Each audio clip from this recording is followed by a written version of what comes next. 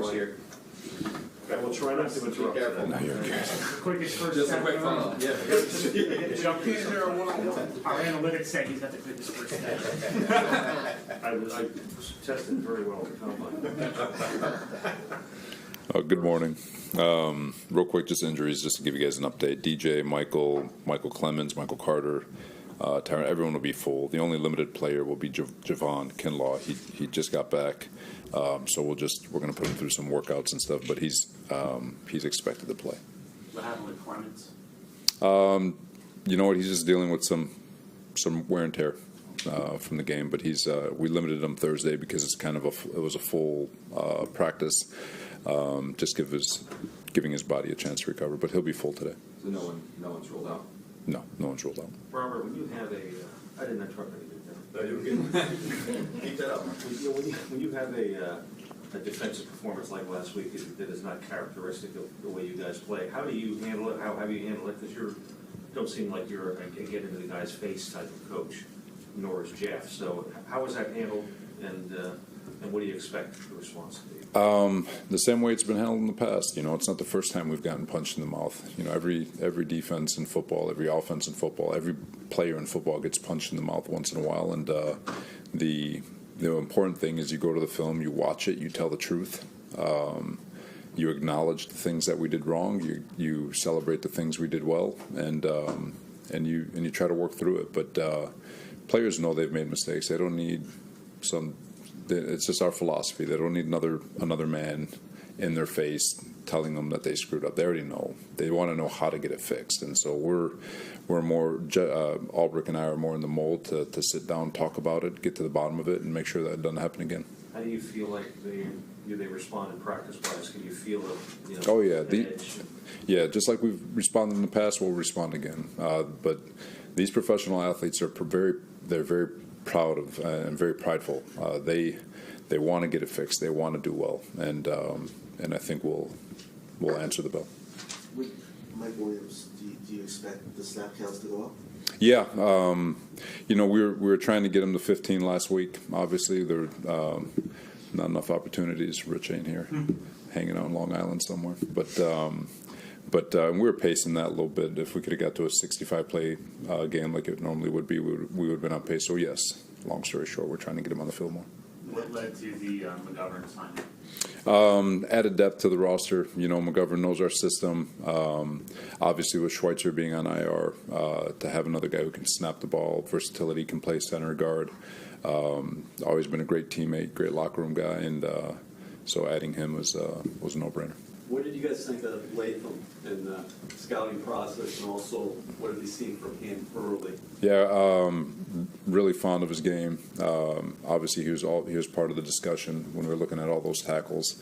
An absolute mauler, a massive human being, good feet for a guy his size, but every bit of deserving is his draft status. And after some preseason and one game, he looks the part.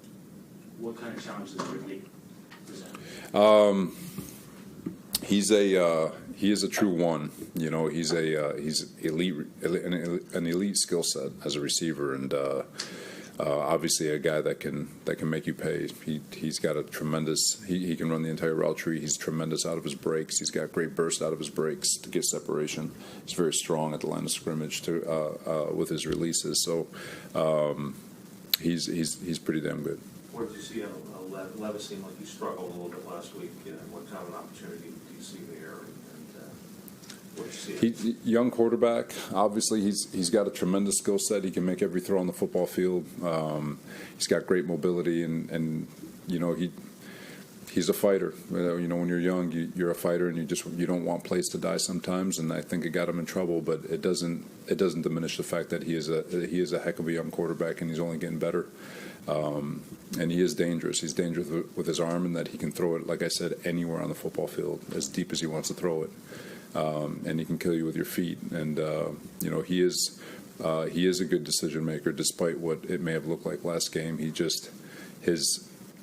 The mistakes he made are fixable, but he's a young quarterback going through it. But I think he's going to get better as time goes.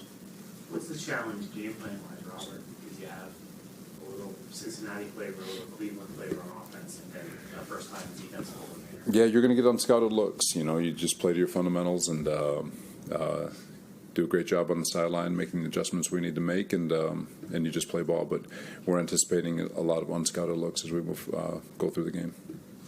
With the run game, what did you see on film? A bunch of the guys yesterday were saying you were really close, and that Warner really kind of messed a few. Was kind of there to break up a few plays that maybe could have been big gainers. What did you see? Yeah, Fred is. I'll go ahead and say it. The guy's a first ballot Hall of Famer, and I know a lot of people don't. I don't know if a lot of people recognize that, but he is. At times during the game, it felt like there were three of them out there. The way he was running around, and so it's really. It was a different feeling being on the opposite sideline for the first time ever in his career to watch it, and he did a lot of things that. There are a couple of plays that are touchdowns versus 25 other teams. And he came out of nowhere to save us. So credit to him. He's an unbelievable football player. But our run game was damn close, and just like the pass game was close. But obviously we didn't get the opportunities we wanted. We need to be better on defense to get our offense the ball more. But it's like I said. I'm not disappointed at all with the offense and its performance. Aaron was on the field for 37 plays, and we orchestrated two scoring drives, and Tyrod versus their ones orchestrated another. So we scored 3 touchdowns in less than 50 plays. It was against a top 5 unit in their building on Monday night, despite the opportunities being just sitting on the bench the whole time. And so there's a lot of good things to take from the offensive tape. Defensively, we gotta get them the ball. What stands out about Tennessee's defense? Discipline. Obviously we feel like they've got a really good front, very good veteran group. And after one game, obviously they're just very sound in what they're doing. And again, it's going to be a challenge. They're going to give us some looks that we haven't seen. I don't want to talk about what we think they are, but they're pretty good. The rookie knows he looks like an old school, that size. Yeah. What have you thought of him in the draft, and then obviously when his one game on tape? It's just one game. He's gonna be a really good football player. That D line is led by Simmons over there. He's a game wrecker, and but the young buck is a really good. He's massive in there, and he's a good player. But like I said, they're sound. They got good edge rushers. Arden Key obviously and is doing a nice job, and so they're. God, I'm drawing a blank on the other one. Thank you. Brain fart. We were actually very intrigued with him. I remember him coming out, and it came down to him versus Dante Pettis, and we ended up taking Pettis in San Fran. But Landry is a hell of a pass rusher. But like I said, it's a good group. They're very sound, and they got Snead out there at corner, who's a lockdown dude, and they present a lot of challenges. What are the trademarks of a Callahan-led offensive line?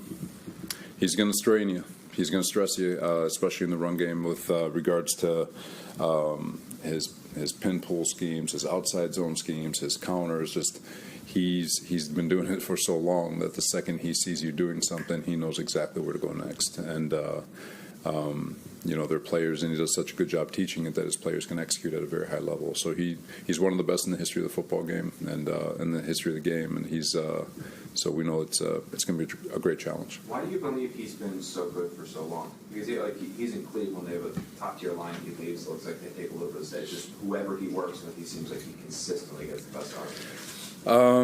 When you've done it as long as he has, you have a philosophy. He's not stubborn in his philosophy, but when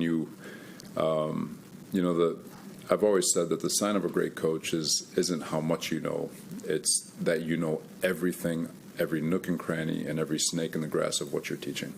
And that's kind of him. He has a library of the things he does, and he knows the issue to everything he teaches, therefore he knows how to coach his way out of it.